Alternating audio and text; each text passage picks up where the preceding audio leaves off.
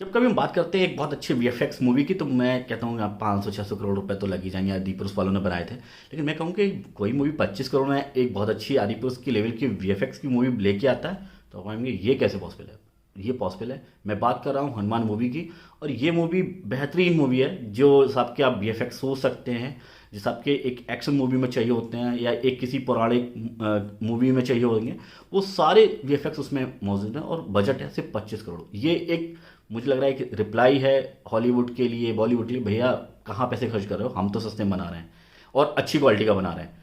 चलिए स्टार्ट कर लेते हैं इसका रिव्यू। इसके राइटर और डायरेक्टर प्रशांत वर्मा हैं, और क्या ही कॉन्सेप्ट लेके आए। मतलब कहाँ से पौराणिक कथाओं से निकाल के लाए, हनुमान जी की से लिंक किया, और उसको एक जो बच्चों में एक क्रेज रहता है बैटमैन का, सुपरमैन का, स्पाइडरमैन का, वो चीज़ों को भी बहुत अच्छे से टेक केयर किया है प्रशांत वर्मा ने। मुझे लग रहा है कि स्क्रिप्ट पे बहुत दिनों से काम कर रहे थे, और बहुत ही एक अच्छा रूप बन के आया, जिसमें काफ़ी चीज़ें साध ली।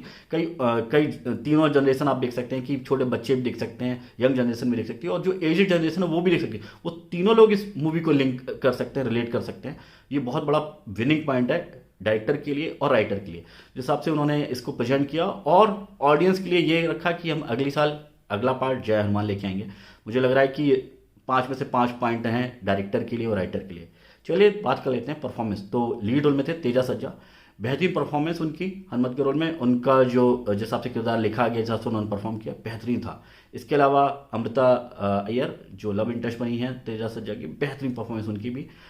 इसके अलावा केमिस्ट्री भी मुझे उनकी अच्छी लगती है। विनय राय जो विलेन का रोल प्ले किया, माइकल का रोल, उनकी भी परफॉर्मेंस मुझे अच्छी लगती है। इसके अलावा वरलक्ष्मी जो बहन का रोल प्ले किया, दीदी वाला जो रोल होता है, घर की बड़ी बेटी, और फिर वो सारी चीज़ें संभालती है कैसे, वो सारी चीज़ें, और जब कभी ज़रूरत पड़ती है भाई के लिए या किसी के लिए, तो वो आगे खड़ी होती है। तो वो चीज़ मुझे बहुत अच्छी लगी, बहुत अच्छी परफॉर्मेंस उनकी। इसके अलावा वेनेला किशोर, उनकी परफॉर्मेंस मुझे सपोर्टिव रोल के हिसाब से दमदार लगती है। इसके अलावा एक चलते चलते एक और परफॉर्मेंस का नाम लेना चाहूँगा। जो बंदर की परफॉर्मेंस थी और जो कॉमेडी डाली गई, वो बहुत ही उम्दा थी। आपको मज़ा आएगा उसमें।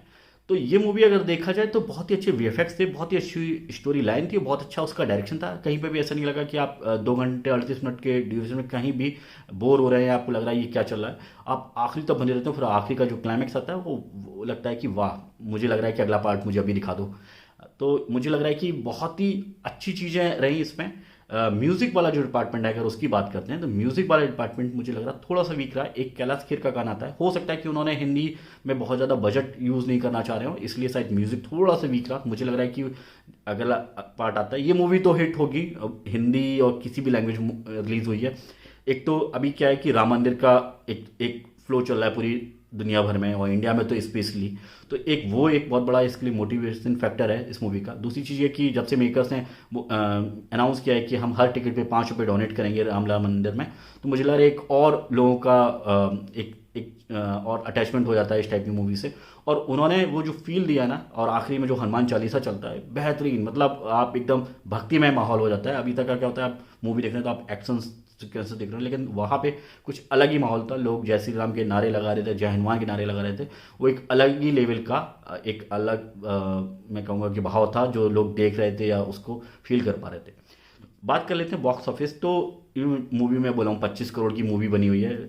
पहले दिन से 2-2.5 करोड़ रुपए कमाए, दूसरे दिन 4 करोड़ कमाए, 6 करोड़ तो कमा चुकी है मूवी। अब आज मुझे लग रहा है कि जिस हिसाब से वर्ड ऑफ माउथ इसका बहुत पॉजिटिव है, शोज बढ़ रहे हैं। ये डेफिनेटली ये बिल्कुल वही होगा जैसे हनुमान जी सूर को निकल गए थे ना, बिल्कुल वैसे ही होगा। ये जितनी अभी आसपास जितनी मूवी रिलीज हुई ना, उन सबके शोज खा जाएगी। चाहे वो मेरी क्रिसमस हो, चाहे कैप्टन मिलर हो, ये मूवी डेफिनेटली बहुत दिनों तक रहने वाली है। फाइटर तक तो मुझे लग रहा है कि इसको कोई फाइट देने वाला नहीं है। फाइटर के बाद हो सकता है कि शोज कम होंगे और फिर थोड़ा सा होगा। लेकिन मुझे लग रहा है कि बॉलीवुड में या हिंदी लैंग्वेज में ही अगर मैं देखूं, तो मुझे लग रहा है कि हो सकता है कि मूवी 70-80 करोड़ या 100 करोड़ तक का भी आंकड़ा टच कर ले।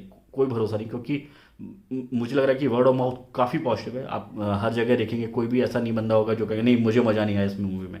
ये हर हर जनरेशन को देख के बनाई गई मूवी है। और जिस हिसाब से अपना यूनिवर्स बिल्ड करना चाह रहे हैं, मुझे जैसे 8 चिरंजीवी लोगों की बात होती है, जिसमें हनुमान जी हैं, विभीषण है, कृपाचार्य है, उन सबको लेके अगर कहीं आ जाते हैं और कुछ अलग लेवल का बनाने की कोशिश करते हैं अगले पार्टों में, तो मुझे लग रहा है कि मतलब हम तो जो एवेंजर्स था या जो जस्टिस लीग थी, उस लेवल तक जा सकते हैं, क्योंकि उस टाइप की फील मुझे इस मूवी में दिखाई दी। तो ये डेफिनेटली ये मूवी बहुत हिट करने वाली है लोगों के दिलों को भी और बॉक्स ऑफिस पे भी। और अगले पार्ट का तो मुझे लग रहा है कि ऑडियंस को बहुत ज़्यादा इंतजार रहेगा।